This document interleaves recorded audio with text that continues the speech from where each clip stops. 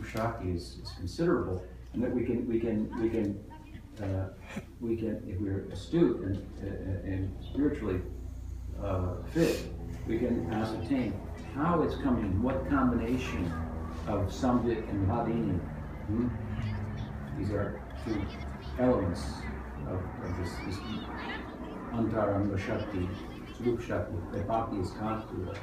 What kind of knowing, what kind of Bhavini, corresponding like bliss, what kind of knowing, I am a Gopa, I am a Gopi, and the corresponding bliss. And therefore Rupa Goswami says, when this bhav comes, as Rupa Goswami comments, it means it has a beginning as a sprout, in which it's combined with different other, with the sthai, the dominant emotion that defines a person, is combined with other emotions, vibhavs, anubhavs, satvika bhavs, sanchari bhavs.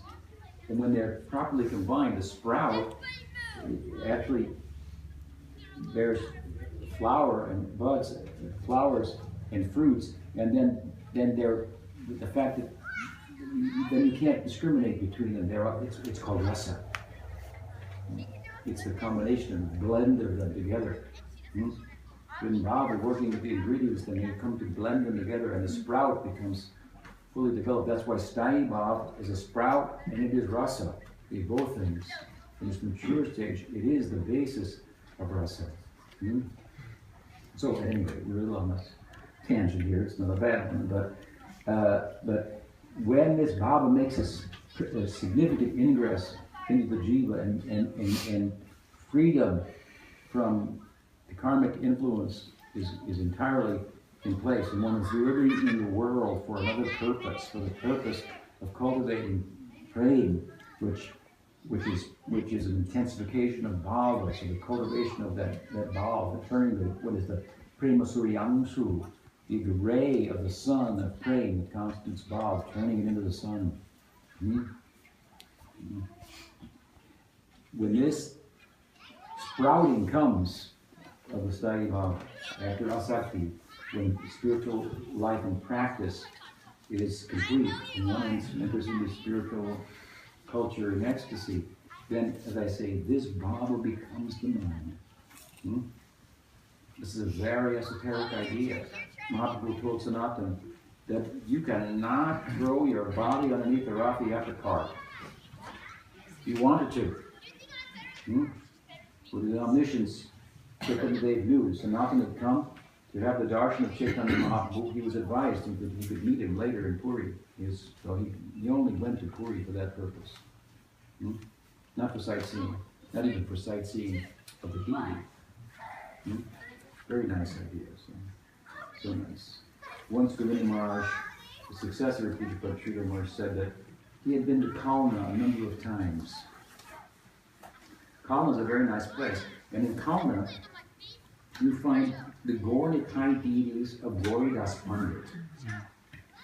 It's very extraordinary because these deities of Gaur-Nitai, they were worshipped by Gauridas Pandit when Chaitanya Mahaprabhu and Nityananda Prabhu were still present.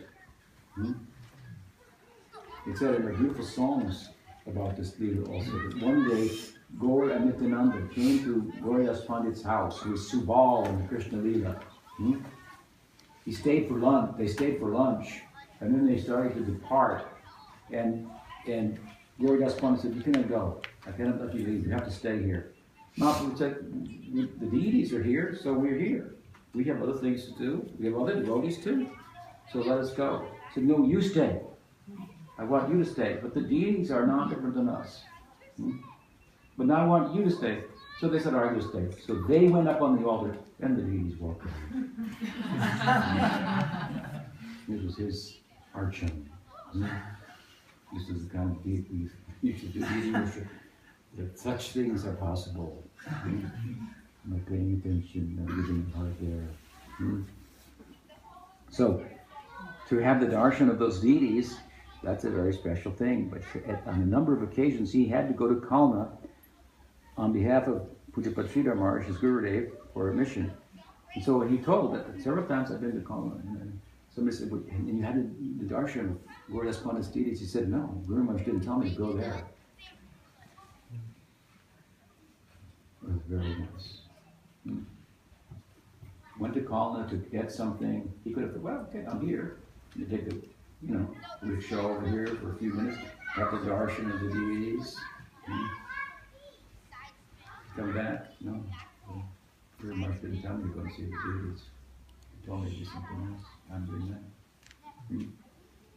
Prabhupada was on Parikrama with Prabhupada and Bhaktisiddhanta Saraswati Thakur, and Pujapachita Maharaj was also on that.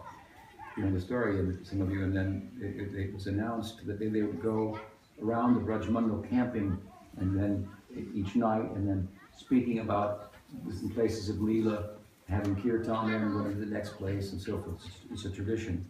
So they came to this one place, and that night, I guess they were there for a few days, and it was announced, tonight is the last night to see Seshai Vishnu's, Seshai Vishnu's darshans, famous deity in that location. And Guru Maharaj will also be speaking tonight. And so some devotees went, because it was last night, to have the darshan of the deities, and some devotees stayed to hear Prabhupada, Bhaktisiddhanta Saraswati Thakur speak. Among them was our Prabhupada and Pujapachita Maharaj both. I heard the story from both of them. They stayed to hear Bhaktisiddhanta speak, rather than to see the deity. And he was noted by Bhaktisiddhanta. These two, they understand Vaishnavism. They would see with our ears by hearing from the Vaishnavas more than just some eye exercise. What do you see when you see the deity?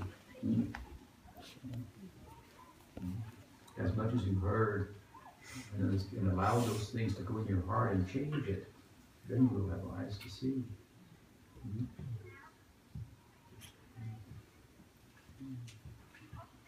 So where were we?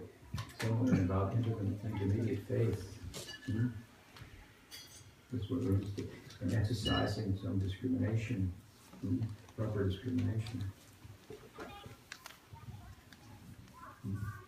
Growing our progress, harmonizing the head and the heart.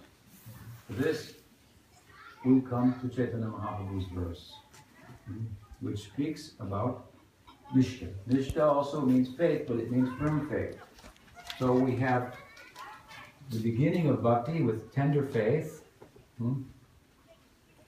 coming from a general type of sadhusanga, and then with that faith we enter into formal sadhusanga, where we find our guru, and then we practice and so forth, and we practice with a do or die attitude, and all the unwanted things start to come out, and so forth, and we come to kind of it's like now you can come and visit us at Saravari, and we're having a festival for the beginning of next month, actually, for the Nishunda Chaturdasi.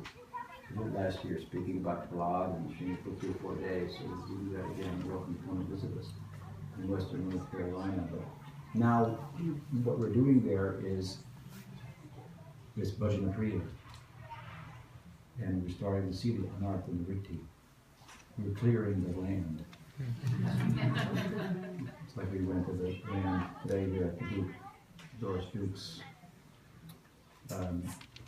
botanical gardens or whatever, and we saw the forest had been done very nicely. I mean, it was cleared, and then Japanese maples were planted underneath the big trees. The big trees had enough room to become big.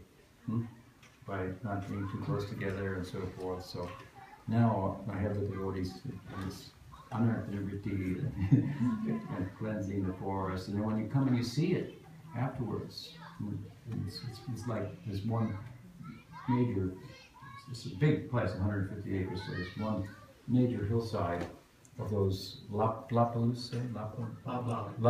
pines. They're really beautiful. Now they're about like this big, but they get like this big, so I want to come back for those, as I said. Feel the shelter of them, their warmth, their kindness, and so forth.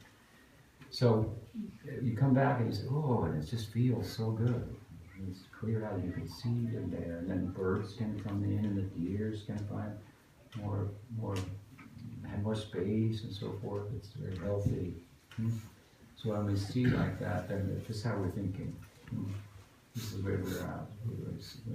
Oh, this is how they're supposed to think when they're out there clearing the land. This is what I'm doing. That's what they use their heads as they execute physical bhakti, external bhakti, they connect with internal bhakti, introspection, and so forth. Then the next stage will be planting some of those like Japanese maples and the dogwoods and so on. The trees go up, and their limbs on those pines, they start out very high. So then there's room for the smaller trees to come underneath, the flowers, the flower, and so forth. It's a very beautiful effect. So this is how we make our hearts a suitable place for Radha and Krishna, to hide behind those big trees and pick flowers for one another and so forth. We have to make such a playground, externally and simultaneously going on in our hearts. So, the Mahaprabhu Sri Chaitanya Dev has given a verse in Shikshastakam. All of his verses speak about the progress from Shraddha to Sadhusanga to Bhajana Kriya, Shraddha Tata Sadhusanga, from that initial Shraddha to meaningful, concentrated, deliberate. So again, the intellect is being used, discrimination is being used, Sadhusanga, and then Bhajana Kriya, and so forth. All these stages up to praying, they're all represented in Shikshastakam. Shikshastakam appears in Chaitanya Charitamrita at the very end of the book. It summarizes the whole text, all the teachings of the text. Very beautifully done. You have to look deeply at it to pull all that out, of course, but Bhaktivinoda did something in that regard, and of course I've written a commentary on it, some of you are familiar with it. So the third verse, at any rate, it speaks about this type of intermediate faith, nishta, which means firm faith. And he says what? Trinadapi sunijena tarodapi sujishna amamina manadena kirtaniya sadhari. So, some of you know the verse, a good number of you, but there's a problem. No, those of you who know the verse have not taught it to those who do not. You cannot rest. Now I know the verse. Just see, when Swami chants it, I will also chant it. I know the verse. When Mahaprabhu engaged his devotees in cleansing the Gundicha temple, which represents Vrindavan, right? Then he had them all collect piles of straw and dust and put it in front of them and line up, and then he would go and inspect and see who had gathered what and so forth. And he said, "You have gathered so much dust and so many straw and so many things there." And the devotee, yes, and just look, this guy didn't over here, you didn't. And Mahaprabhu said, "But you have not taught your brother how to do that." Just see how effective is your training. So, everyone should know, and it's the responsibility of those who know. They should know this verse, most important verse. This verse was also, all of these verses were spoken by Chaitanya Mahaprabhu, as is explained by Krishnadas, at least in Puri. They were written down by Rupa Goswami in Padyabali, which is a collection of verses that he puts under different headings. But he doesn't display the Shikshastakam in a progressive order of verses, but under one heading, along with a number of other verses, comes this verse of Shikshastakam, and then another heading where other verses comes another verse, and Bhagavan, Sri Chaitanya said this, and there is that verse, and so forth. But Krishnadas Kaviraj, whose Chaitanya Charitamrita is the heart of Rupa Goswami, the experience of Rupa Goswami, of Chaitanya Mahaprabhu, that is what Chaitanya Charitamrita is, through the pen of Krishnadas Kaviraj Goswami. It's such an extraordinary thing that he's done. And he lists the verse in an order, from 1 to 8, as I say at the end of the book. And this verse, other than appearing there, also appears earlier in the text. Let's read the translation.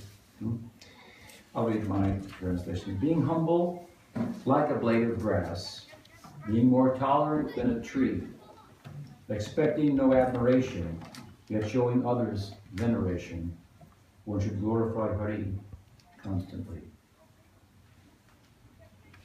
Kirtaniya Sadahari, this speaks of Nishta, without interruption, Apratihata, without any interruption. And Mahaprabhu here he's saying, of course, that when one's bhakti and practice is, and person, is decorated with these ornaments of humility, tolerance, no expectation of honor for oneself, and fleeing from that, running away from that, and offering honor to others. When one is decorated with these qualities, in the context of chanting, one will attain prema. You have to get to this point. That prema is a world of ecstasy, where all the movements are on above. There the clouds don't rain, they cry. It is a world of ecstasy. If you study Rupa Goswami's language to try to explain that, Vrindavan, you understand everything is a movement, every feeling is all ecstasy. And so the world is completely alive, fully animated. This verse talks about how to make the world animate. Trinada Pisunichana. I'm going to explain where else it's found, this verse, in Chaitanya Charitamrita, besides at the end. It's a significant place. But let me say something about the verse as it comes to my mind. Trinada Pisunichana, he says, Mahaprabhu is saying, the tree, the grass said to me, why are you not humble? The tree said, why are you not tolerant like us? You should expect no honor, and give all honor to others. The world spoke to him like this. You have to see it. The world was animate, alive. The trees talked to him. The grass spoke to him. You walk from here to there, from here, this house to that house, or from your car to here, across the grass. Did you think of this verse? Today we went to some of us went, a few of us to the park. You saw so many trees. Did any of you think of this verse? When I was pointing, see how big that tree is. See, I think I mentioned this verse there to somebody. Would it have come on your mind? We live in Madhuvan, in Costa Rica, we have so many trees. In Algaria, in California, in our monastery, so many trees. And here in Saravan, so many trees. And the devotees living amongst the trees. And I ask sometimes, do you think of this verse? Do you ever think of this verse when you look at a tree? What about the grass? Grass is everywhere. It grows on concrete between the cracks. Did you ever think of it? It spoke to Mahaprabhu. Does grass speak? No, we think. We should think, no, yes, but the no is that you don't listen. You don't hear the environment with your heart. This Bhagavatam is not a book. It's not a book. It's Nirgrantha.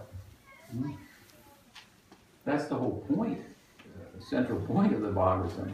Atmaramaschamunayo Nirgrantha Apyaruprane. Why would a liberated soul like Sukadev need to read a book? He doesn't need to read a book, but he needs the Bhagavatam. Nirgrantha means, grantha also means text, means book. Beyond the book. This is what Uddhava said. I think I mentioned it yesterday. Uddhava, he was Shastravit, he knew everything. He was Krishna's advisor. Krishna said, what's that verse? Yes, this is the verse. You shouldn't do that because this Veda says this, and this Purana says that, and this Niti Shastra says this, and Artha Shastra says that, and he's everything. Uddhava. And he's bewildered, of course.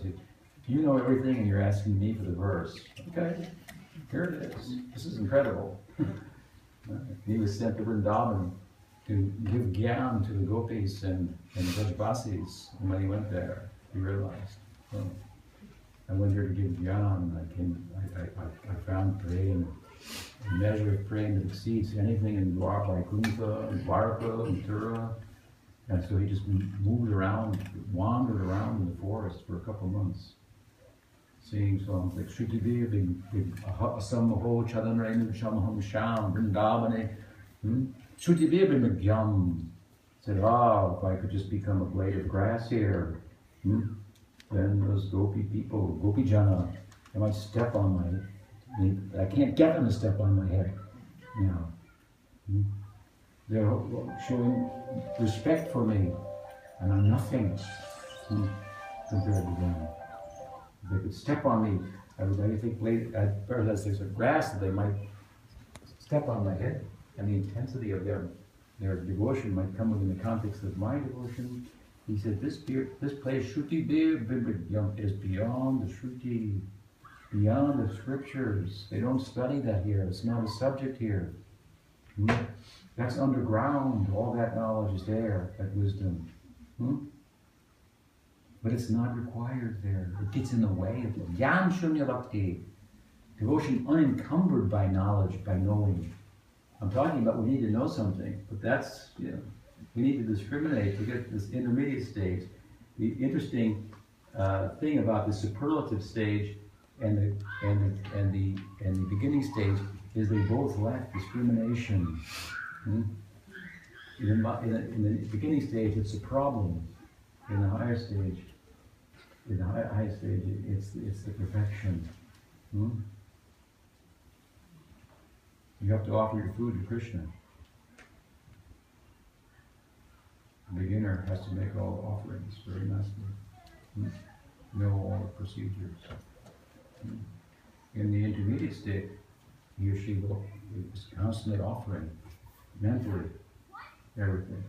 In the superlative stage, if somebody offers him food, thinks Krishna is sending me something. It's mercy. Or he gives food to somebody and he thinks, you're hungry, please take this. Krishna is the fire of digestion in your stomach when he's making an offering. We look like he's doing philanthropic work, just feeding the hungry people. He's thinking, Krishna said, I'm the fire of digestion. Oh, you're hungry.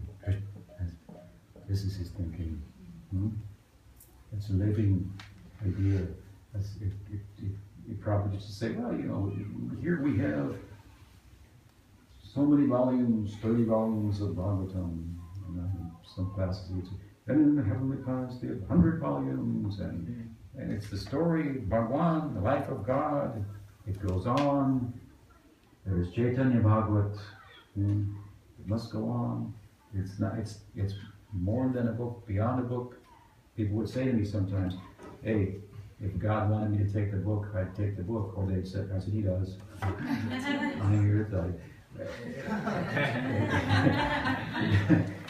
Or they would say, hey, it's not in the book, right? The truth isn't in a book. That's right, and that's why you need this. This is not a book. I know it looks like a book, but it is not a book. Here it says right near Grantha. This person,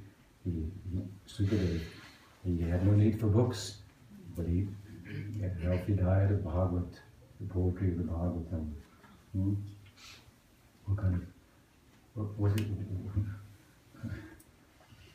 What is that world, right? The world of Vrindavan. Everything alive there is described, right? The trees are talking. The ground is our guru there. This is not some imaginary idea. What it's about is, as I said earlier, yesterday we were talking, faith is the animating principle in life. That faith becomes very deep, very deep. And one's bhakti becomes very, very mature. This is Chaitanya Mahaprabhu. And you could hear the grass saying, why aren't you humble? What is humility? Bhaktisiddhanta Saraswati Thakur gave a nice definition. Absence of the enjoying spirit. What is the enjoying spirit to? When we look at an object from the perspective of our enjoying ego, the material ego, we look at it with a view to exploit it and use it for our mentally conceived purposes. But it has a purpose independent of what we want to make it to be. It has a purpose in the mind of God, if you will. So when we look at it with an exploitive ego, it means we want to take it and use it, so we see ourselves as superior to it. We want to enjoy it. This is the absence of humility. Humility is the absence of the enjoying spirit. And when that enjoying spirit is absent, and then you interact with things, it's very different. Then their actual life can be known. And the whole world becomes animate. Vishvam Purnam Sukhayate. Who is living in that world? The grass spoke to him like this. Why aren't you humble? The trees, why aren't you tolerant? And this verse, such a nice verse, appears as it does at the end of the book, but as I said earlier, it appears earlier in the book as well, and in a very significant place. What is that place? Raghunath Das Goswami, he gave up a cush life from the material perspective in Bengal and went through the jungles and farmlands and back roads barefoot at great risk to join the party of Chaitanya Mahaprabhu in renunciation. His heart was beating to join with Mahaprabhu as a young person. Mahaprabhu said, take it easy, look for an opening, Krishna will arrange it, be dutiful. He waited for an opening. What was his opening? The parents arranged all types of things for him to make him comfortable materially. And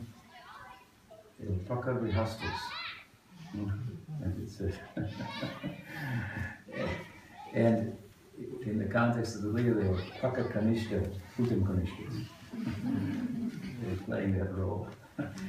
So they tried to, in other words, it's good to be religious, but let's not get carried away. You gotta have religion in your life. That's important. You have to have a guru. He was initiated by Yadanandanacharya. Everything's set. You got a guru now. You got money, prospects, everything, good family. But no, he was not satisfied with that. So what opening did he find? His guru.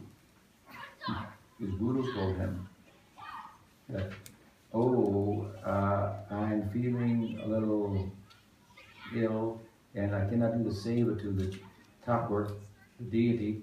So if you will please do the seva, then hours per day. So he had to go some distance to do the seva to the deity. And what did he do? When he got outside the gate, he didn't go and serve the deity. He went to Chaitanya Mahaprabhu. Srimad Mahaprabhu gave that. What kind of guru bhakti is that? Now, as it turns out, he had a Siksha guru. Mahaprabhu personally gave him a Siksha guru.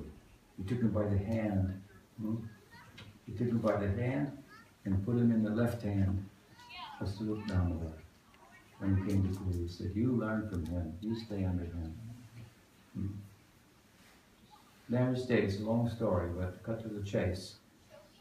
Mahaprabhu, he asked Swarup Damodar, could I hear some instruction directly from Mahaprabhu himself? So Swarup put the case before Mahaprabhu, and Mahaprabhu said, well, you can instruct him. He doesn't understand. Second time, I believe, he asked. And so Mahaprabhu finally acquiesced and said, all right, so I'll say something to him. And he gave him instruction. Now, Raghunath Das Goswami, his life is very, very inspiring. I mean, the way he left home and the way he traveled and came to Puri, I haven't given the details. It would be a long story. It's very beautiful, and you can read it in Amta Leela Chaitanya Charitamrita.